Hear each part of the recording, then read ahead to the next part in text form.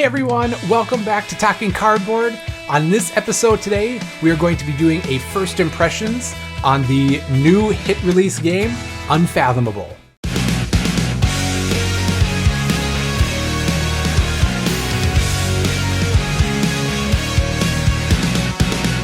Thank you for joining us for this video. It looks like it's going to be part 2 in a probably 8-part series on this game Unfathomable by FFG. If you like our content, please click the like button below and subscribe. Without further ado, we've got our usual crew here. To my right, we've got John.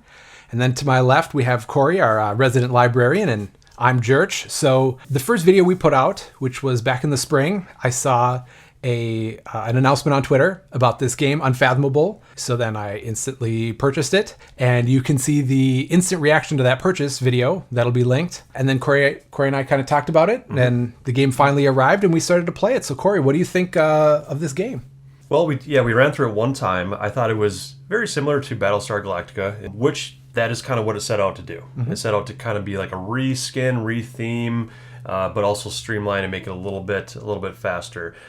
I thought the first experience seemed to go a little long, kind of like in Battlestar Galactica, but again, it was our first play, so we were kind of trying to relearn some of the little nuances and rules and making sure we were doing everything correctly. But overall, my first impressions, thoughts on this is that I like the theme a lot better, and I felt like it was a little bit more of like an impending doom coming to the ship versus Battlestar Galactica, where that seemed a little bit more broad and open. This seemed a little bit more hitting home. Definitely agree. It was I love the horror theme, the Cthulhu mythos, the H.P. Lovecraft. The artwork really ties in well. It seemed like they cut a lot of the mechanisms from the Battlestar Galactica game that would slow things down or make things clunky or seem superfluous. So it was a much tighter game. It was a pretty fun experience. Now, John, you hadn't played the Battlestar Galactica game, so you don't have much to compare it to, but as opposed to other kind of hidden identity games, how do you feel this one played? As far as the hidden identity part goes, I don't know if we really did that too well. It didn't come into play a lot. There was confusion. I know we didn't do it well because Corey was the traitor and didn't realize it even when he... If your card says hybrid, you are the traitor. You are not both human and traitor. Just to clarify for anyone else that plays the game. But overall, I mean, everything was pretty straightforward. It seemed like a lot of the rules were streamlined. Just, the different rooms in the ship each had their own ability, made sense, is cool. We never sent anyone in the brig, kind of a disappointment. I think this might be played better at the higher player count. Maybe that would drag the game on, but I still think it would maybe add to that element of social deduction, because now maybe you're throwing in 2 traitors and you actually have some thinking to do. And, no one was really wrecking our ship intentionally or, slyly wrecking the ship. Corey thought he was supposed to still help us, so I don't know. It was a quick toss up and rough first impression, but it was fun. So yeah, and like we've mentioned in terms of it being long to get into, it's not a confusing game to play. No, it's just reading the rule book and trying to make sure everything was done correctly and that there weren't any confusion with mechanisms or things, and just being thorough. And part of me is when I get excited or invested in something, I get really thorough with it. So when I was reading the rules, reading them out loud, I probably didn't need to read every single word to you guys. So I probably kind of needed every single word. And so as we learn the game and learn the flow, the games will go considerably faster than this first one did. But overall, I thought it was exactly what I was hoping for. And it was something that we're going to be diving into more. Like I said, this is part 2 of probably an 8-part series on this game where we'll do a full review and we might try to do a playthrough eventually.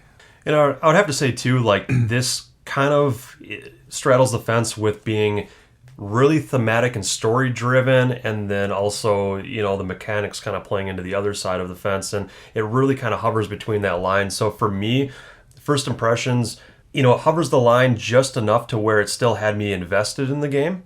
I think towards the end it kind of drug on a little bit for me, and obviously the kind of the misplay with me being a hybrid and what that meant kind of ruined the experience a little bit for me too. But other than that, there's just maybe a little bit too much of that story / you're just trying to do skill checks type mechanism for me, but also at the same time it's got enough in there that kept me invested throughout most of the game. Yeah, agreed. And with more playthroughs, we'll start to see if that becomes kind of a con of the game, if it slows it down, or if we then appreciate it more. So, John, do you have any final thoughts on this first impression? Yeah, overall, I just like the way that you get a character and they have their special ability and you're kind of doing your own thing, while at the same time, had I been a trader, like in the back of my mind, I was kind of just thinking like, how could I make this work as the trader and like sabotage the ship but still make it seem like I'm not?